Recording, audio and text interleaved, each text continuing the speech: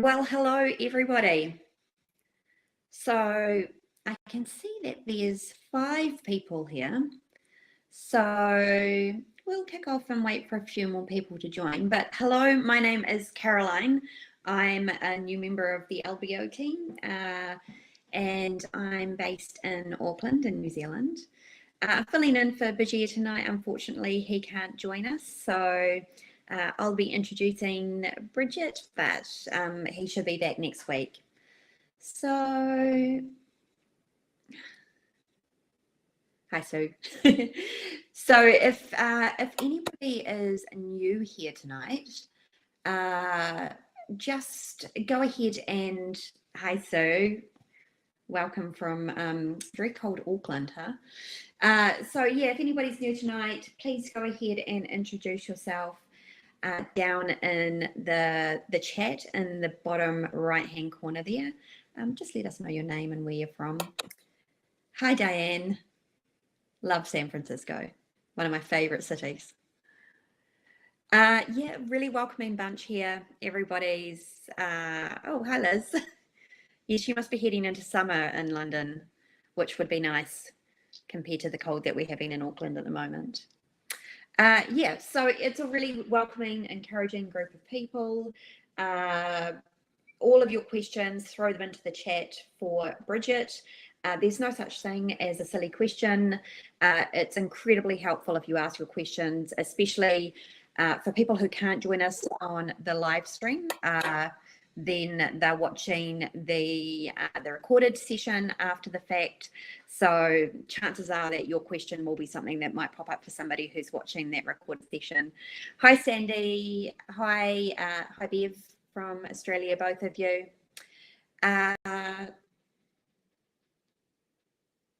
Sorry, I'm just reading a message from Bijia, who's just sending me some last minute information. Okay, so can somebody let me know how many people usually attend this class? Do you know? There's about 7 people here at the moment. I just don't want to start before most people are here. Either way, yeah, it's like I said, a really welcoming, encouraging group of people. All of your involvement is really what makes LearnBridge Online what it is. So please feel free to ask all of your questions and don't be afraid. So I can see Verona is typing. Rosemary's joined us. All right, so I'll go ahead and start the recording. Hi, Verona.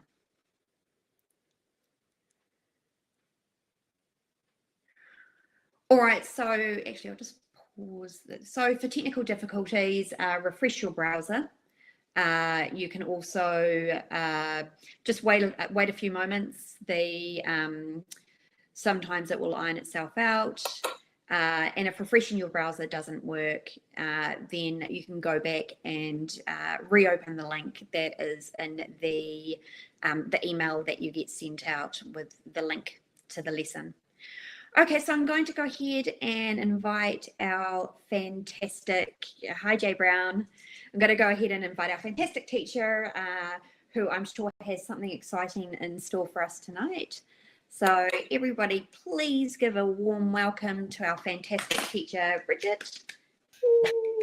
Hi, Caroline. How are you? It's really nice to see you here. It's lovely to have a fellow Kiwi here tonight. Yes, it's a little bit cold over here in New Zealand, but you know. Yeah, I've got no sympathy. I know you've had an amazing summer, and it's been raining here for like 2 months. So really? Yeah, it's been really bad. Oh, was that a joke when somebody said I'm from? No, it's lovely now. It's absolutely beautiful. Spring has arrived. But anyway, it's really nice to have you with us. So, and I hope you're going to learn along with us as well. I know Bijia gets his pen and paper out and I definitely have got my pen and paper handy. Good. Yes. Good. And I hope everyone else has got their pen and paper handy as well, because I love that involvement that we get from this class and people coming in with their questions and trying to nut things out, engage the brains. So if you've got your pen and paper handy, that's amazing. Yes, sometimes it's worthwhile just taking a Jay Brown. My name is Caroline. If you're referring to me being the lovely lady, I'm just thank you very much. I'm just filling in for Bajir tonight because he's otherwise engaged. So I'm the new member, I believe, of the LBO team. So just popping in to show my face and introduce Bridget, and I'll be joining in the lesson. I'm looking really forward to it. And Bridget, I will leave the class in your very capable hands. Okay. No, absolutely lovely. Before we say anything else, actually, we had a quick chat before we popped online, and Caroline was talking about how there's a bit of a gap between when you're starting and you're learning bridge and then coming to that next step and engaging in the club. And it is hard. It's quite difficult taking that step from sort of learning to going into a club, and it feels like a big step, but really just do it. My advice would be just give it a go. No one will die. It should be fine. Just go in there. You've got nothing to lose apart from your own dignity and self-respect. I always joke to all my all my students, but you'll get that back very quickly. It doesn't matter at all. Absolutely. I was saying to Jack last week, one thing I try to remember as well is that every single hand that you have you can think of it as a blank slate, and like you're starting over. And I think, it's hard to. Sorry. No, I was just going to say it's hard sometimes when you go into a club and everybody seems to know a whole lot of conventions that sound like complete gobbledygook to you. You've just got to remember that they were all just like us at one point. They really were. Yeah. Yep, that's so true. And you can't know what you don't know. So you can't feel bad about not knowing what you haven't learned yet. Of course you don't know it. So just keep forgiving on yourself. You have to make mistakes to learn. You have to make mistakes. You really, really do. And there will things be brought to your attention, and you'll come in with questions, and then maybe you'll pop a question on the sort of website and ask, how do I deal with this hand? I had it at my local club. Or we might get out a book, and it's just such a brilliant way to learn. So my big advice to everyone is just play the game. Give it a go. Yeah, definitely give it a go. But we've got some fun stuff today. So Cheryl, we'll get you. I will leave you to it. Well, cool. We'll see you at the end. Okay. Cool. Well, look, it's nice to see everybody again. I know last week we had a really, really challenging lesson, and I know that probably your brains were firing. This week, I'm trying to get you engaged in the same way. I really want everyone to try and work out what's going on with the hands, try and process as much information as you can. The lesson today is actually kind of communication one as well. It's all about the unassuming cupid. Some of you will be familiar with it. Some of you won't. Can people just give me a thumbs up or a thumbs down about how familiar they are with the unassuming cupid? It's quite nice just to know where people are standing with it. Rosemary knows. Judith's not. Good. So we're going to have a bit of a mixture. Shauna is sort of. Yep. Cool. Okay. No, that's great. So we'll just go through slowly discussing what it is, why it's useful, when to use it, and how come it's such a great bid. It's the one that confuses a lot of people actually who are just making that transition from beginner to intermediate bridge. So it's a really, really good one to have in your bidding toolbox. So barely, says Diane. Cool. Let's start. So I've got this cute little baby here on the front page when I've written the unassuming cupid. You'll probably think, why on earth has she got like a cupid? What's going on here? But the reason is actually one of my students misheard me, probably because of my accent, and she thought it was called the Cupid bid. And when she said it's the Cupid bid, I thought, what a fantastic name for this bid, the unassuming cupid, and all be revealed why. So basically what it is, this unassuming cupid, is a way of telling your partner that you love their suit. So it kind of is like the love bid. It's saying to your partner, I love your suit. And what you're doing is you're doing something very weird. You're bidding the opponent's suit to tell your partner that they love your suit, that you love your suit. So see in this little example I've got here, and South, the opponents have opened a club and you have overcalled a heart. If your partner bids 2 clubs, it's not going to make sense to you. You're going to think, why on earth is my partner bid 2 clubs? She's not going to be bidding the opponent's suit if that's their suit. There must be some sort of wake up reason why she's bidding this suit. So it's kind of like a free bid that's become available to tell your partner that you love their suit. It's like, wake up, partner, I love your suit. I'm not just bidding your suit to support it. I actually love it. So it's saying nothing at all about clubs. And that's actually why it's called the unassuming cupid, I think, is because you can't assume in this example here, you can't assume anything about East's club holding. It's just all about the fact that they love your heart suit. So if you're bidding the opponent's suit here, you're saying, I love your suit, partner. And there's a few times it's used. This sort of situation is the most normal one. It's when you've overcalled and your partner loves your suit. But it can also actually be used when you are the opener and there's been an overcaller and then your partner loves your suit as well. Let's pop to the next slide. So many people say, why not just bid your partner's suit directly? That normally is the response I'm getting from my students. So why do you have to tell them that you love your suit? Why can't you just bid 2 hearts or 3 hearts or 4 hearts, depending on what the overcall was? And that's a great question, but I'm hoping it will give a bit of understanding with these 3 examples. So when you overcall, it can be anywhere between quite a weak hand. So I say you can even overcall with some 6 count. See this hand down here on the left? When you're the West hand and you've got 6 points and you've got that lovely spade holding, I would actually overcall the spade with that because I really, really want the lead in that suit. It's a very, very good suit quality and I want the lead. So I would overcall the spade with that hand. And I'm also overcalling a spade with the second hand, the hand in the middle. So that's got more points. And then the third hand, I'm also overcalling. So you can see there's very different strengths for those 3 different hands that you're overcalling. And your partner doesn't know what sort of hand you've got. You've got anywhere between that really minimum. It's not going to happen very often with 6 points, but it just could. You've got anywhere between that very, very minimum hand right up to that really big hand, right up to 16, 17 points. So before we go any further, I just want to make sure people are clear about this. Why can't you have more than 16, 17 points for an overcall? What would you do if you had a bigger hand than that? Can someone just let me know what they would do if they had an overcalling single suited hand with a good 17 or more points? Sue's saying double. Does everybody agree? Because Sue's absolutely right. With those very big hands, you never overcall. You always have to start with a double. You mustn't overcall with a very, very big hand. And the reason for that is if you overcall with a very big hand, your partner might pass even though they've got sort of like 7 or 8 points. They might not have support for you and they might think, oh, I'll just pass. And then you've missed your game. So when you have these really big hands, you must start with a double. And because you're starting with a double with these very, very big hands, what it means is the overcalling range now goes from 6 through to about 16 or maybe 17 points when you're making this overcall, which is interesting. You can work out that your partner's got something in that range. But Rosemary's typing. Let's just see what Rosemary's saying, just to make sure we've got that point.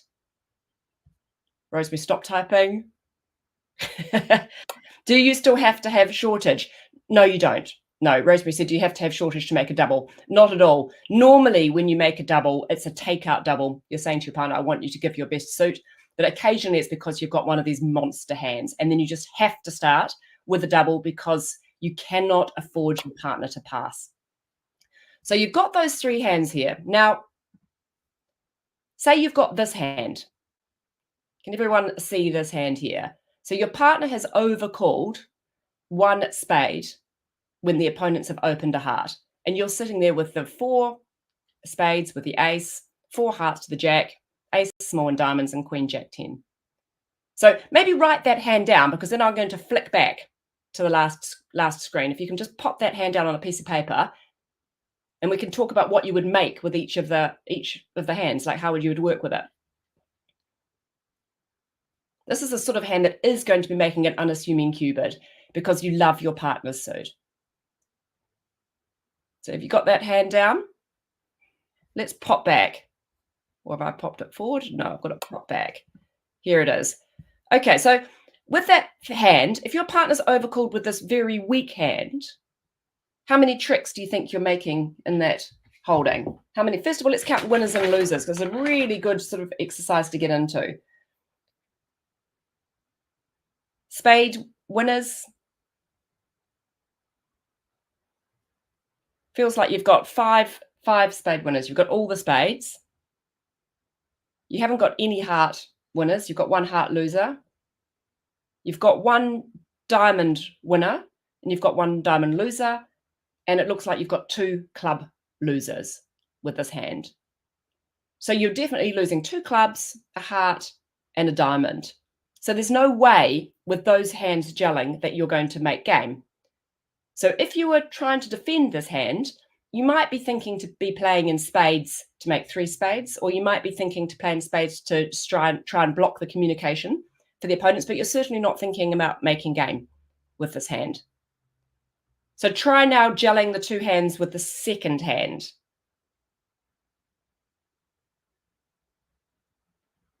See if you can work out the winners and the losers. Who thinks you're making game with hand number 2? I'll give you time just to work it out with how many winners and how many losers you've got.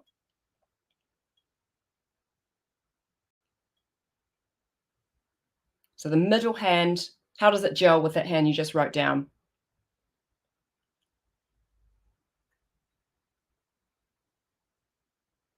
Got no spade, losers. It's not looking great. I mean, the hearts, just only losing 1 heart. No diamond losers. And 2 club losers. So those hands are gelling really nicely together. If you've got that hand, this hand here, that little wee one there, opposite this middle hand, it looks like game is making. So that's a lovely contract to be in. You're not thinking we just want to block the opponents from making their game. You actually have got game on. And in the last hand, you're actually really quite close to making slam. It depends on where the king of clubs is with the last hand. So you could easily make slam on the last hand. So how the unassuming cubid works is if you love the suit, and when you love the suit, it's because you've got 3 or more cards in the suit, and you've got a hand that's worth about 10 or more points. That's the sort of hand that loves it. So with this hand here, you love your partner's suit. Because you've got 8, 9, 10, 11, 12 points, and you've got 3 or more cards in your partner's suit. So in this sort of situation, this is the kind of situation where you do want to bid the opponent's suit to say, hey, partner, I love your suit. And then it lets your partner work out what they want to do. And together you can decide what your strategy is for the hand. So it basically lets you describe your hand much, much more accurately to your partner. So if you've got a good raise, so this is the love bid, the unassuming cubid, if you've got a good raise, then you can use the unassuming cubid. So you're probably saying, well, what do you do if you don't have a good raise? You just have a raise.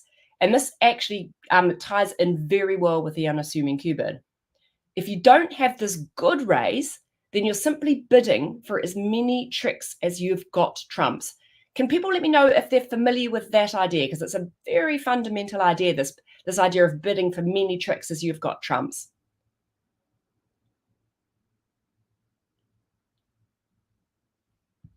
Yep, Sue's familiar with it. Is it the level of fit, says Rosemary? Yes, it is. So you're bidding to the level of fit. That's another way of describing it. So for example, here I've got the opponents have opened a heart. There's been an overcall by you of a spade. So if your partner raises to 3 spades, you know they haven't done the unassuming cubid. So you know they haven't got a good raise in your hand. All they're saying is they're bidding for as many tricks as they think they've got between you. So when you've overcalled, you must have at least 5. So if they've got 3, that's 8. So the level of fit is 8 tricks, and 8 with bridge bidding is 2, the 2 level. That's how you work it out. Whereas if you've got 3 in your week, so it's 5. What have I just done? 2 spaces. Yeah, sorry, 4. If you've got 4 in your week, that's 5 plus your 4. So 5, 6, 7, 8, 9. So many tricks as you've got trumps, bid for as many tricks as you've got trumps as you jump up to the 3 level. And then to bid 4 spades, if you're weak, that's when you have got 5 of them in your hand. Because when your partner overcalls, they're saying, I've got 5. And then if you've got 5 as well, that's when you can just bid 4 spades. So basically, if your partner overcalls and you've got support for your partner, you're always saying to yourself, do I love this? Do I love this because I've got a good raise in their suit, 10 or more points? Or do I just want to tell my partner I've got cards in their suit? So when you're making the unassuming cubit, you've often got genuine interest in game. Whereas when you're just bidding for as many tricks as you've got trumps, or bidding to the level of fit, the philosophy is very different. You're basically trying to block the opponents out. You're thinking, we've got tons of these. The opponents have probably got something on. I'm taking away their bidding space, and we're going to be kind of safe because we've got so many trumps between us. So those are the strategies for overcalling. And when you've got all these kind of bids in your toolbox, you can describe your hand so much better to your partner. And what's so great about it is your partner then knows whether they've got game on. The partner might be thinking, now I know that if the opponents go too high, we might want to penalize them. Or you might be thinking, perhaps we want to make a sacrifice. It just helps you communicate with your partner what sort of hand you've got. It makes it much easier to know what your next move is. So like we say, you might want to cash in your part score, try for your game, penalize the opponent sometimes if you think they've gone too high, get in the way if the opponents be irritating, or sacrifice. So that's why this unassuming cubit is so great. Okay, some examples. Let's start with this bidding here. So on this bidding, what do you now respond with the East hand? We're going to start with hand A. So South has opened a heart. There's been an overcall of a spade.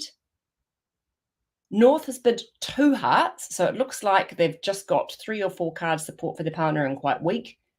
What do you now bid with the East hand? So ask yourself, have you got support for your partner? Do you love your partner's overcall? Or do you simply want to just bid for as many tricks as you've got trumps with hand A?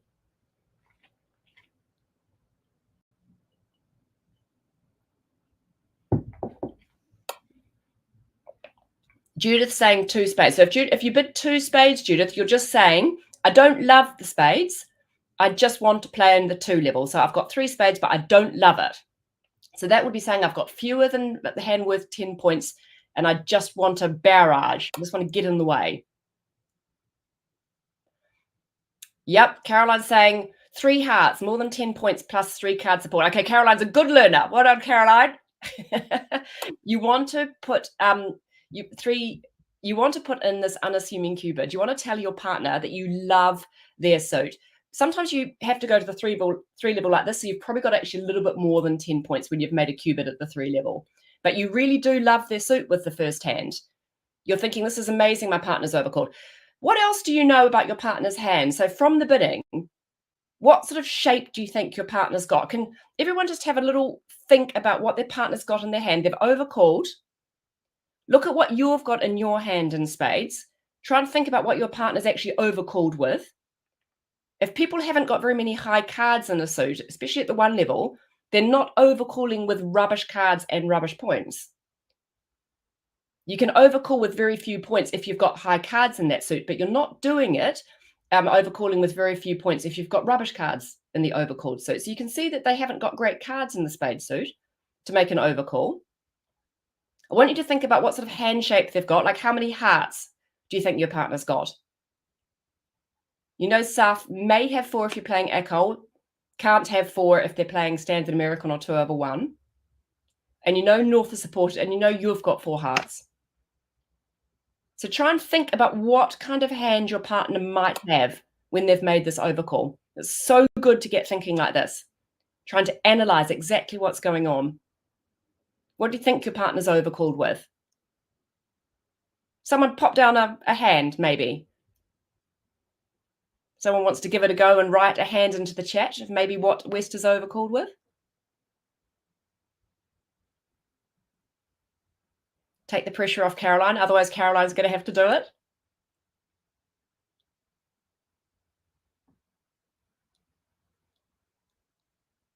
So you know they've got at least 5 spades.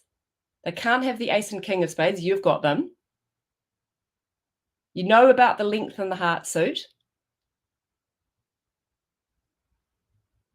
And you know that if they're overcalling at the 1 level, they can do it with few of 7 points, but you're only doing it with 7 points if you don't like if you really love your suit quality, whereas they can't love their suit quality here.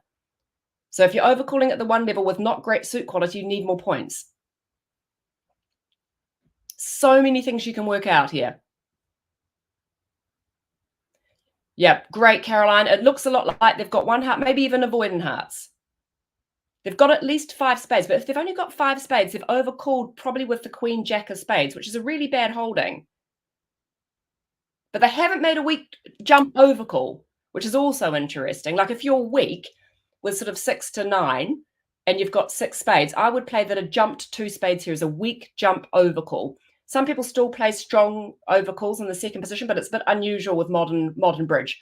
Most people will play that if West jumps to 2 spades, that's 6 and weak.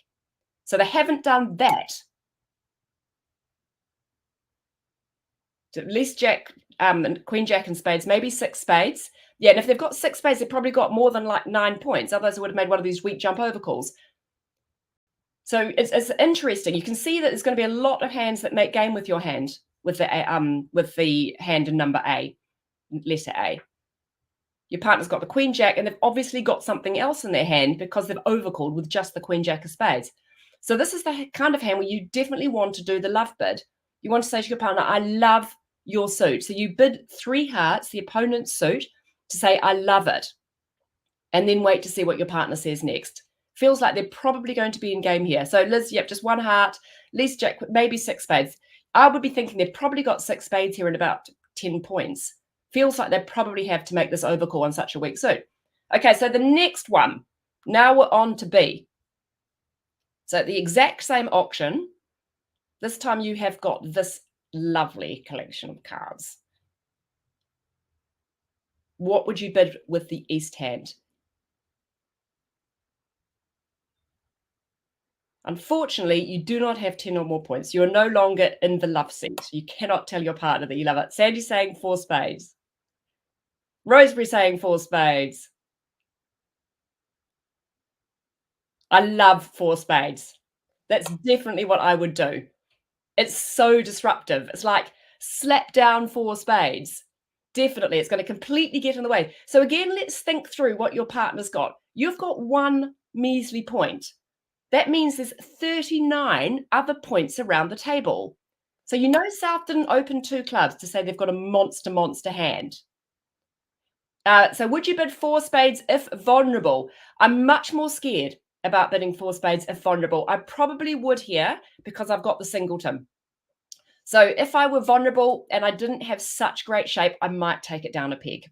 I might bid 3 spades and then might afterwards regret it and think I wish I'd bid 4 spades, but I've just been burnt too many times jumping to 4 spades vulnerable without the shape. So I might take it down 1 if I'm vulnerable. But I want you to all think about what your partner didn't do.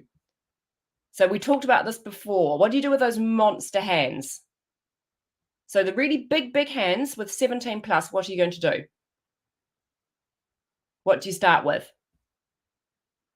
So if West had a very, very shapely hand with lots and lots of points, they're not overcalling because they would be too scared about missing game. They would start with a double. Yep, brilliant, Veronica and Caroline. They would start with a double saying, I've got a monster hand.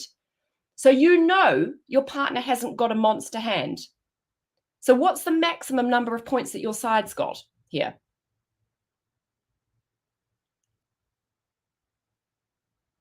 They're limited, your partner, to 16, possibly 17, but yeah, it feels like your partnership holding has got 16, 17 points maximum. And that's like the absolute best case scenario from your partner's overcall. It's way more likely they've got fewer points than that.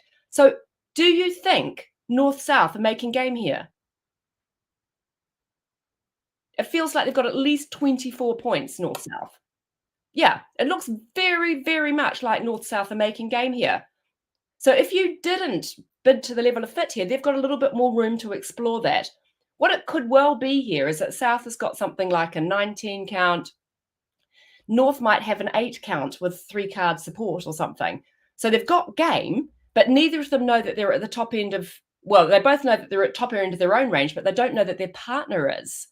So if you jump to 4 spades, you've taken away that bidding. It's really, really hard for them to work out what's going on. So if North-South are missing their vulnerable game here, how many points are they missing? So vulnerable game would be worth how much versus a non-vulnerable game? Can everyone remember this? It's so good to get these numbers in your head.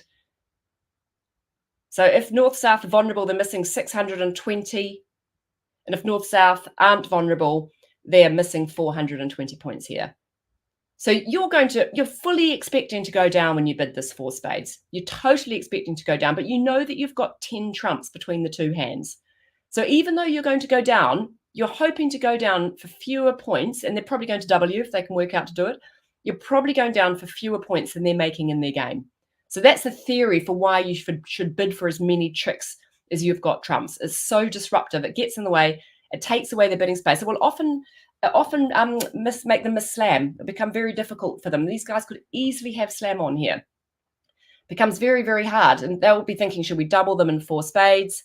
Shall we compete to 5 hearts? I mean, what should we do? They've taken away our bidding space. So it's so powerful bidding for as many tricks as you've got trumps here. And then your partner knows what to do. So if your partner's sitting there with a very weak hand, they know whether they want to compete even further, to sacrifice more. If they've got a stronger hand, they can look at their holding. They might want to penalize. Unlikely here, but they may do. But it just lets your partner know that you are weak with 5 spades. Okay, now on to hand C. What about this one?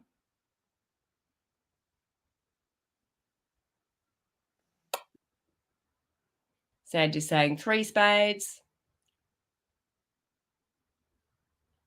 Yeah, 3 spades, good. It's not good enough for the unassuming Q bid. So this is just bidding for as many tricks as you've got trumps. You're saying to your partner, I've got 4 spades for you, partner. I don't love the holding. I've just got 4 spades, and I'm just going to barrage. I'm going to take the bidding up higher, take away some of the bidding space, and I'm happy to play in 3 spades.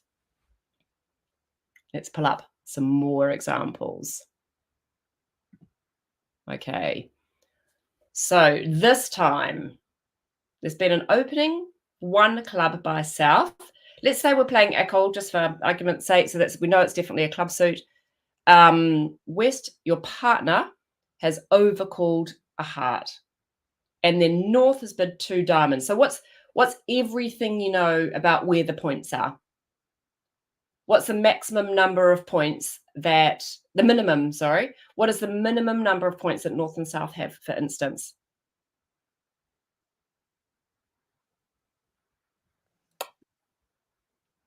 Feels like they've got a minimum of 22 points, yeah. Because South is open, showing at least 12, unless someone's opened on the rule of 20. But it looks like South is open, showing at least 12. And then North has bid 2 diamonds, which shows at least 10 points and at least 4 diamonds. What else has North not got? Or got? What other clues have you got? What has North not done?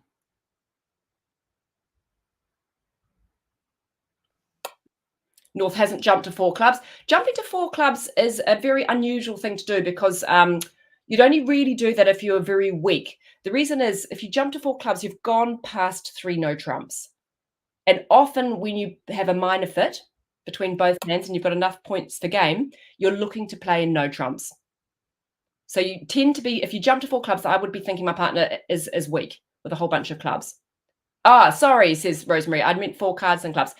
Okay, that's also another interesting point. So when your partner bids a minor and you've got a minor fit, you don't always agree that minor fit straight away. Sometimes you want to just go more slowly, and it's actually for the same reason. It's because you want to investigate often whether you can play in 3 no trumps. You can always support their minor later. It's different from having a major fit, where you must lock that major fit in. With a minor fit here, they could actually still have 4 clubs. They could be thinking, I'm just going to tell my partner that I've got some diamonds, so then we can try and investigate whether we can be in 3 no trumps. But there's one important suit that you know they don't have. Or very unlikely to have. Spades. Yeah, brilliant. So they look like they don't have spades. How do you know that they don't have spades? Fewer than 4 spades. What would they do if they had 4 spades? And what would they do if they had 5 spades? So if they had 5 spades, they can bid 1 spade. This is if you play something called negative doubles. Not all of you will be familiar with this idea. So most intermediate bridge players will play that if your partner opens a suit and there's been an overcall of a major, double says that you have got the other major and that you were about to basically bid that at the 1 level. And in this particular situation, a double here would show 4 spades precisely. If you had 5 spades, you're actually allowed to bid 1 spade. So it looks like North doesn't have 4 or 5 spades, which is kind of interesting. So you would be thinking they've got diamonds in their hand, North. They may or may not have clubs in their hand. It looks like they don't have spades in their hand. So all those things you can start processing. In terms of your partner, you know your partner has overcalled. So they could have overcalled with the king, queen, jack. So you're not really sure about their points at this stage. South may have a much bigger hand than 12, and North may have a much bigger hand as well than 10. But you know your partner's made an overcall with at least 5 hearts. What would you bid with the D hand? Whose game does it feel like it's most likely to be, and what are you going to bid? Great, Sandy. I can see, Sandy, you love making these bids. I love making them as well. Same with Sue. Same with Caroline. Yeah, I'm just bidding for straight to 4 hearts with this hand. I'm going to bid for as many tricks as we've got trumps. So I know that my partner has got at least 5 in her hand for the overcall. I've got 5 in my hand. 5 plus 5 is 10. It seems very likely these guys have got a game on. I'm going to just bid 4 hearts. I love that singleton. As Caroline said before, if you're vulnerable, would you do it? I would, but I wouldn't if I didn't have the singleton. My partner would. She would still bid it. And sometimes I might too, but I would be more scared if I didn't have the singleton. I love having the singleton. So if I was vulnerable, I'd be a bit more scared and maybe take it down 1 if I didn't have the singleton. But here I would still bid it, even vulnerable. I'm just going to be bidding 4 hearts here. It's so disruptive. So it's regardless of points, says Rosemary. Yes, it is. And weirdly, the fewer points you have, the better bid it is. It's a much, much better bid because it's so much more likely the opponents have got game. If you've got points, so say you've got a bigger hand, not quite good enough to do the unassuming Q bid, and your partner's kind of got a bigger hand, then sometimes it might just be that you should just be playing at the 3 level making. But if you know that you don't have points, then it looks like that pie graph of who has got the most points is swayed mostly in the opponent's favor. They've got the big chunk of points. So the fewer points you've got, the more likely it is the opponents are going to make game. So the more powerful the bid is, because it looks very much like South and East have got game on. You know your partner didn't make this monster double again. So you know your side has got a maximum of about 20 points and probably fewer. Probably fewer. It's probably that North-South have got game on. So it's very disruptive if you jump to 4 hearts here, which is what I would do. So well done on everyone who got that one. Right, the next one. So we're looking at hand E. So it's a club by South, a heart, 2 diamonds. What are you going to do now?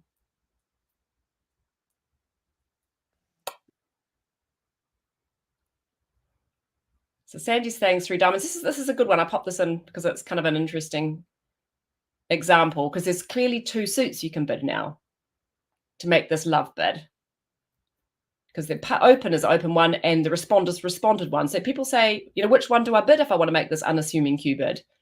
So normally what I would do is I bid the one that's the cheapest in the particular auction, the one that gives more space. Some people will actually use the 2 different suits to give different ranges to their partner, which you can also do. So you can Q bid with the cheapest suit to say that you've got a normal unassuming Q bid, and you can Q bid with the diamonds to say you've got an amazing unassuming Q bid, which is one way you can approach it. But otherwise, just Q bid with the cheapest one, the lowest one available to you. So 3 club bid is lower down the auction than 3 diamonds. So here I would just Q bid 3 clubs, the opponent's suit, to say, I love your suit, partner. I really love your suit. Some people have another bid here too, but I would say, I love your suit, partner. I'm really interested. I've got actual values. So take that information and do with that information what you want. Decide whether you want to be bidding 4 hearts or whether you want to maybe be penalizing them in the 3 no trumps if that's where they end up, or whether you want to compete. So that's definitely hand E is saying to your partner, I love your suit, partner. What about hand F. Same auction.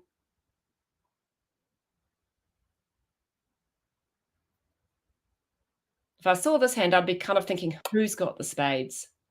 It just seems weird.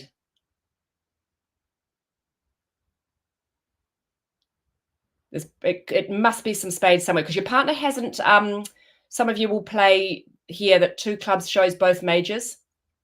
So at least 5-5 in the majors, the Michael's Cupid. Some of you may have come across that before. So your partner hasn't done that. So it looks like your partner's got hasn't got 5 spades. And then you'd be thinking, well, and North hasn't made this negative double. So it feels like South has got a whole bunch of spades, but then South has opened clubs. So if South has got a whole bunch of spades, why have they opened clubs? So all these things would be running through my brain. And I'd be thinking maybe they open clubs because they've got a really shapely hand. Like maybe they've got lots and lots of clubs.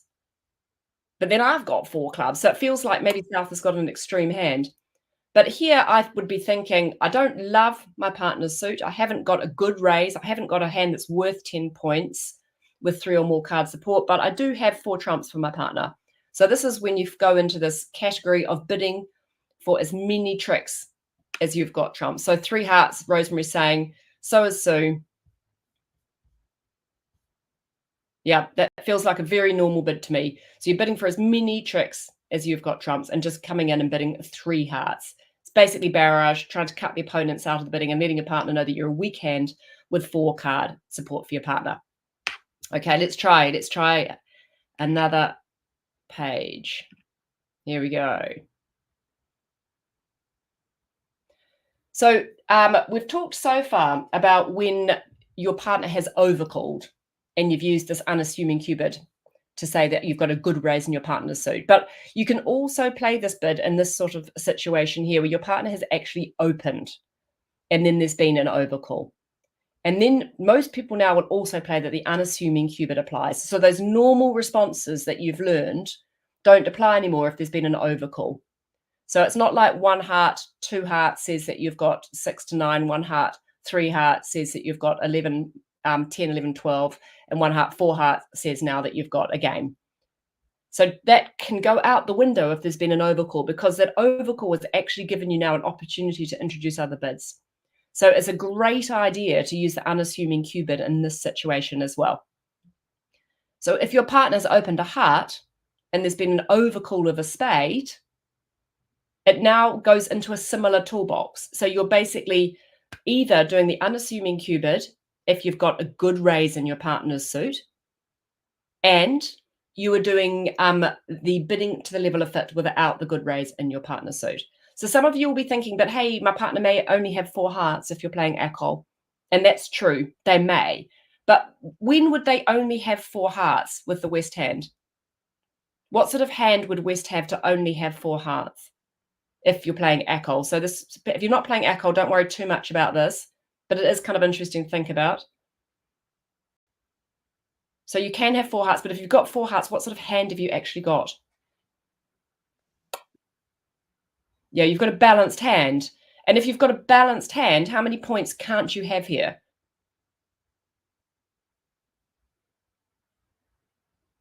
What can't you have with an Akol hand with a balanced hand?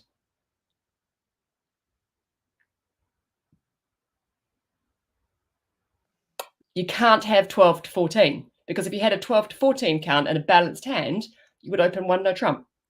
So you know if you're playing Akol, if your partner's got 4 hearts, they've got at least 15 points.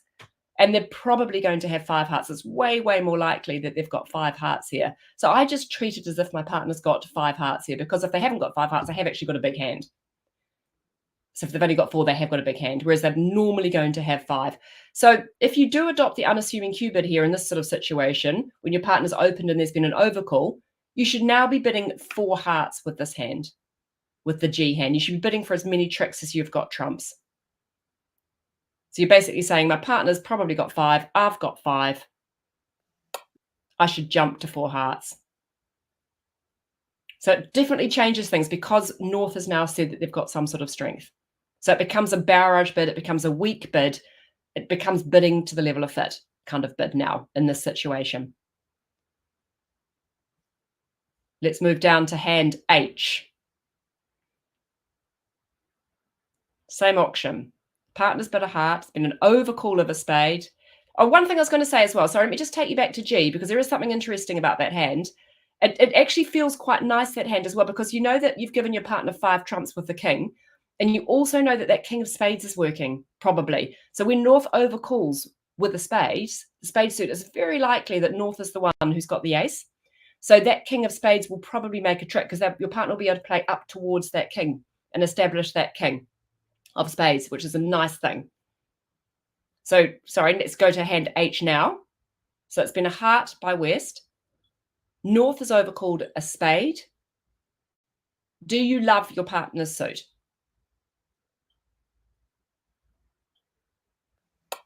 Yeah, you absolutely do. You love your partner's suit. You've got those 3 super cards in it.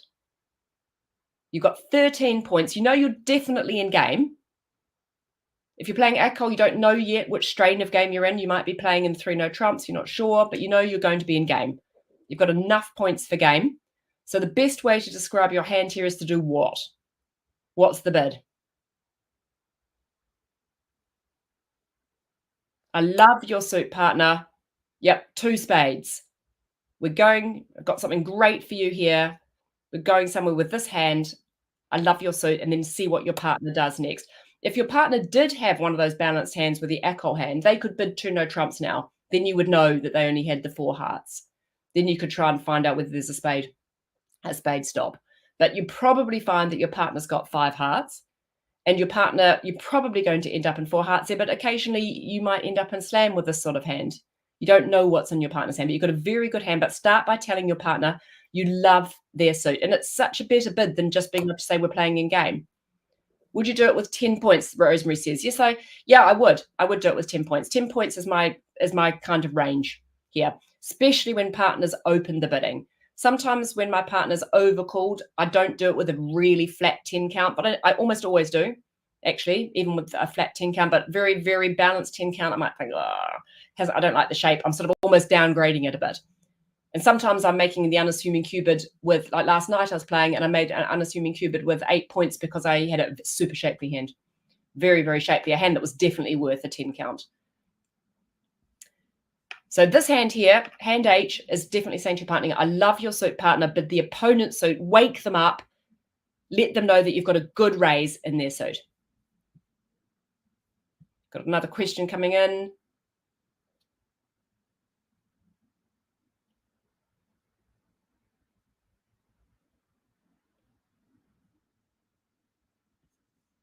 Not yet. We'll type away. Oh, here we are. Can this convention be played if you use the Michael's Q bid? Yes, it can. That's quite a complex. That's quite a complex discussion, actually. If we've got time at the end, Caroline, we can chat about that. But probably will take a while to talk about it at the moment. But the Michael's Q bid weirdly does give you opportunities to Q bid as well. So you can Q bid the suits that they're implying. So absolutely, the Q bid can come in.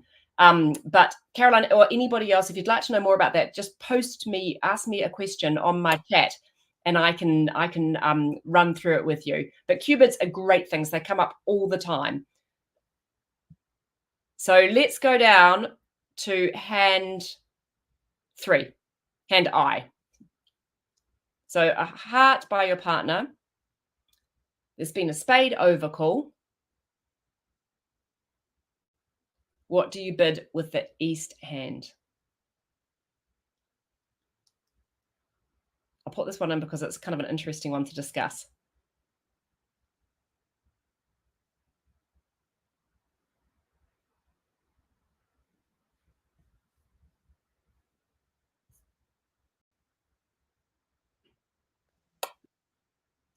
Got a couple of 1 no trumps. Yeah, you can bid 1 no trump.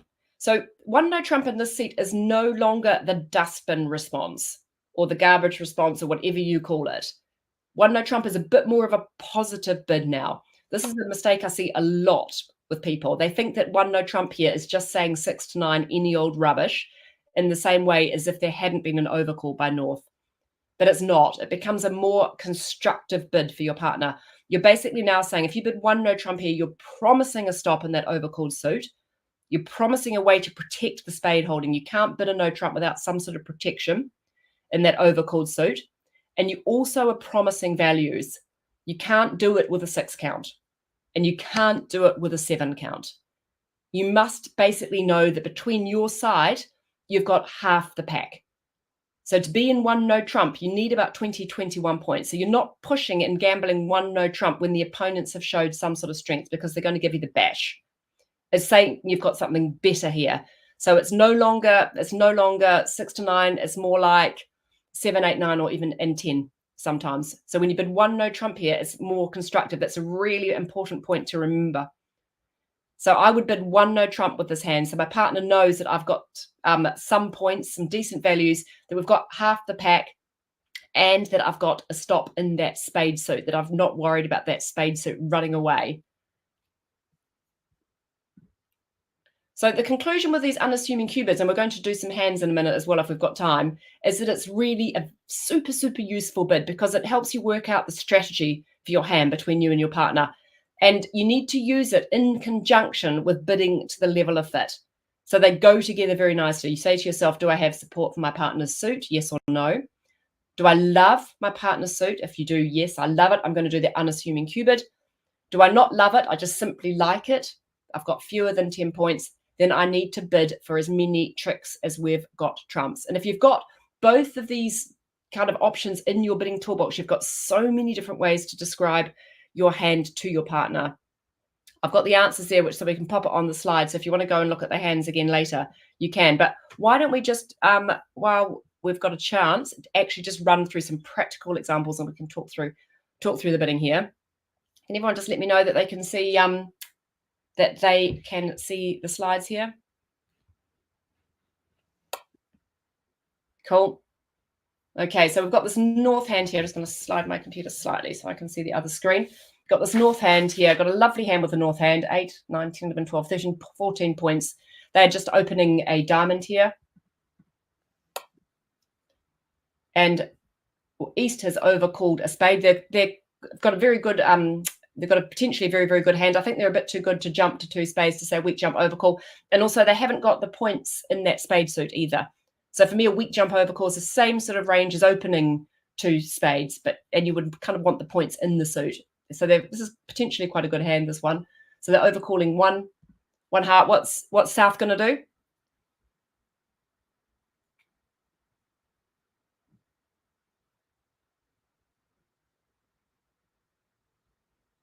You're vulnerable.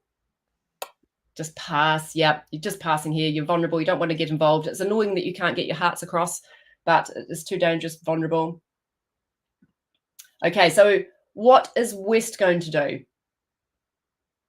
They've got 4 card support. Do they love the suit or merely like the suit?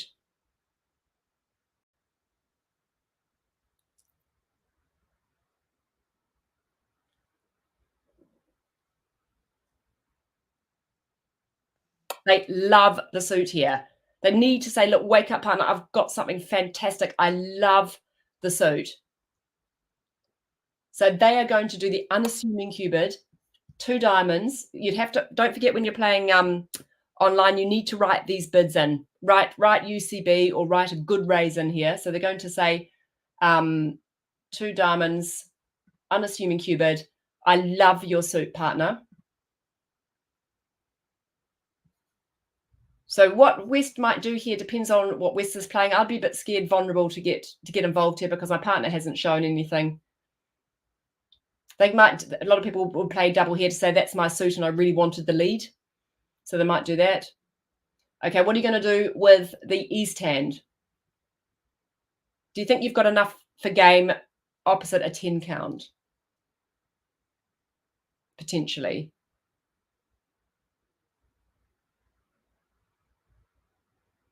You definitely don't. You feel like you're way too good just to bid 2 spades. You're way too good because then your partner might think that you've overcalled with something less. I mean, they know that they've got the ace and king.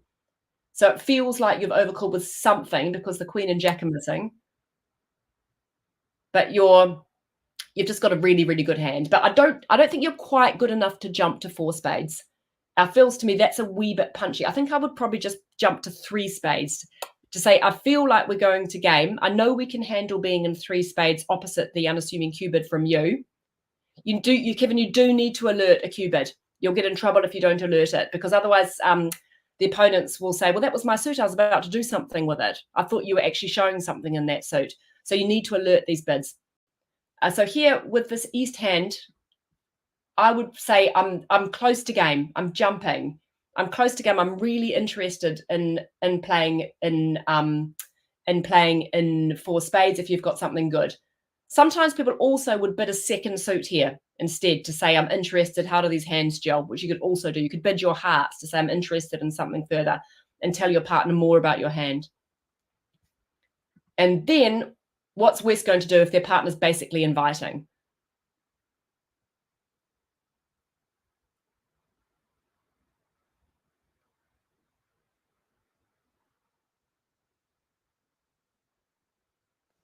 Yeah, four spades. Four spades. Yeah. So you've said to your partner, I love it. I think we're going to make four spades. So South is on lead. They're probably going to lead a diamond here. You don't alert a cubid in New Zealand. They're self-alerting. Okay. Did you mean, Kevin, at the table, or if you're playing on bridge base?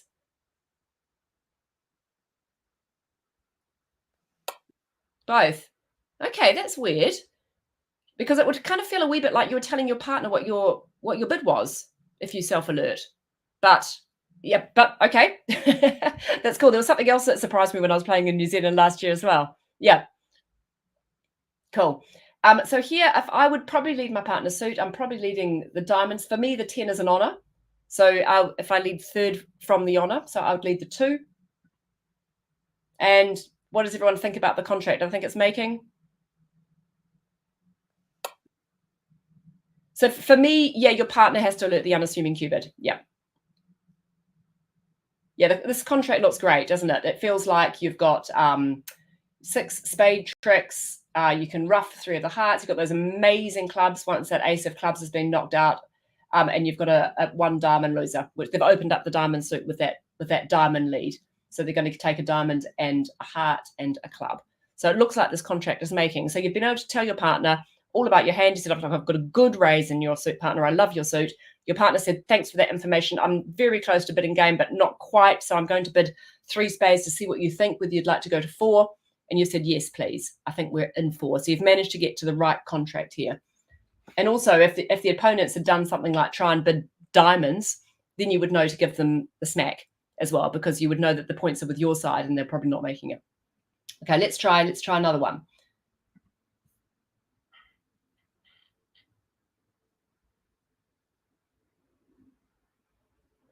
Okay, so these people were playing Akol with this hand. So playing a weak no trump. So they're opening a diamond.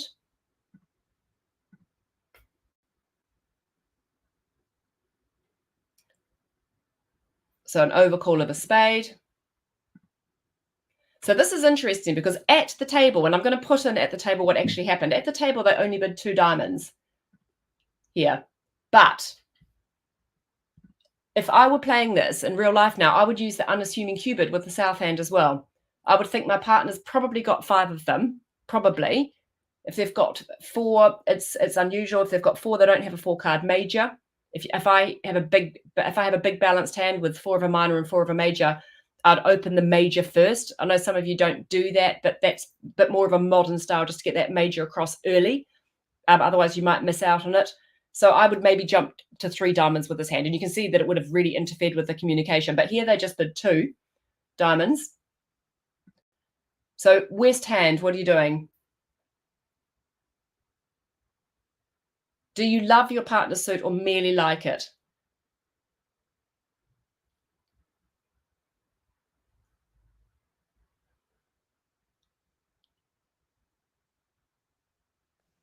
You like it. Yeah. So you're basically saying, I've got a fit for my partner. I like my partner's suit. I don't love it. So what do you do when you just like the suit and don't love it? You bid for as many tricks as you've got trumps. 2 spades. Cool. So you just bid 2 spades. Now, what does the north hand do here? I see some people get a bit hiccuped on this sometimes.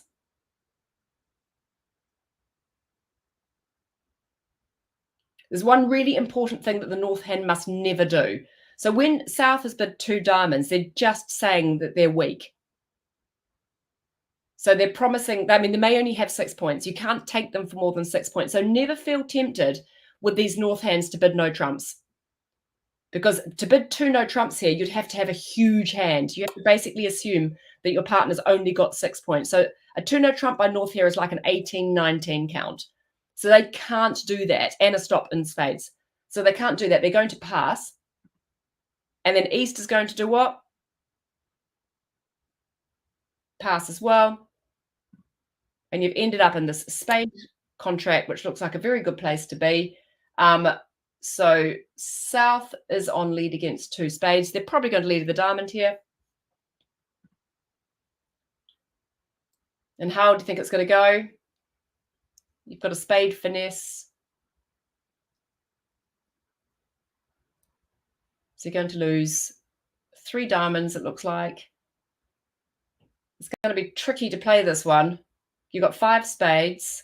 You're hoping to getting a heart trick. It's all about actually, it's all about hoping that the opponents open the suits up for you. If the opponents are really good defenders here, they should be able to get you off. But if the opponents open up suits for you, you could end up having extra tricks because they will end up promoting some of your cards. So with this sort of hand, would be playing quite passively, and it would also be defending very passively. I wouldn't be making sort of aggressive leads. I would just be trying to throw the declarer in so that they made the mistakes and it opened up the suit. So has anyone got any questions here about the unassuming cupid and bidding to the level of fit? I hope it's made it clear for you, and I also hope that you go and play bridge this week and try it out. Anyone got any questions? Hopefully Judith's got one for us.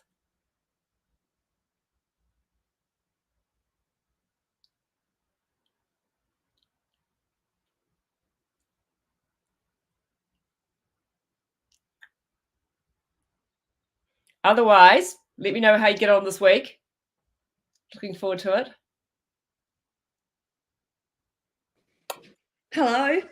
Yep, used to be able to respond to hi, how did you get on, Caroline? Hi. How's your brain? Was it whirring? Oh my gosh, there's just so much. It's very, very cool. I love learning new conventions so much, and then you go to put them into practice and it sort of gets a bit scattered, but you just have to kind of do it. But stick with it and expect to forget at first as well. Like there's absolutely no problem at all at forgetting. Expect to forget, and that's part of the learning process. Very few people will remember and get it right perfectly the first time they do it. Very unusual. Yeah. So be forgiving. Some great tips here as well, just around really paying attention to what your partner overcalls. So if they had a strong 16, 17 plus hand, they would have doubled. Yes. If they did a jump overcall, it indicates that it's weak. And you just got to keep on thinking through all of those little. All the experts will be able to place, they'll basically work out the shape of both hands as soon as they are declaring, for instance. They'll be working out all the shapes around the table, what everyone did, what everyone didn't do. This is like top level bridge I'm talking about. This is, the world-class players. Yeah. They'll know everything as soon as the opening lead comes down. What happened, what didn't happen. But you can get so much of this by just simply thinking about it. And even if you're getting like 50% of what the experts have got, you've given yourself a massive advantage when you're playing. One thing I've noticed that I do, especially when I play on Skybridge, is I kind of switch off and I just, it's kind of intuitive. Yeah. And I think it's because I just kind of find it quite cathartic, but actually it's quite a bad habit to get into, isn't it? You really need to try think to do that thinking. Yeah, it is. And playing online, it's very forgivable to switch off actually, because like you say, it's cathartic. Sometimes you're just doing it to, it's just clicking the buttons, aren't you? Just playing a hand and then just redeal, do another one. But try and make yourself care, which is why playing against real people is such a good thing, because you do care. You want to get it right. You'll focus. It's different, isn't it? Are there any questions? I just thought I'd just do a quick check.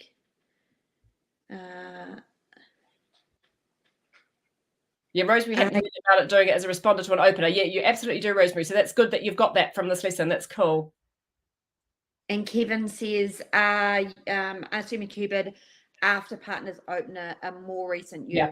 That's the one that people take longer to start using. So when your partner's opened and there's been an overcall, these unassuming cupids can also apply. It's really useful in that situation.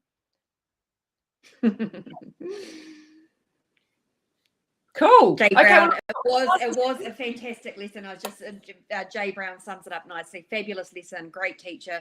But I have no idea what I'm doing, but I'm improving. you did really well. It's lovely to have you, Caroline. It was lovely to see you. Thank you so much, Bridget. See you later. Bye. Bye.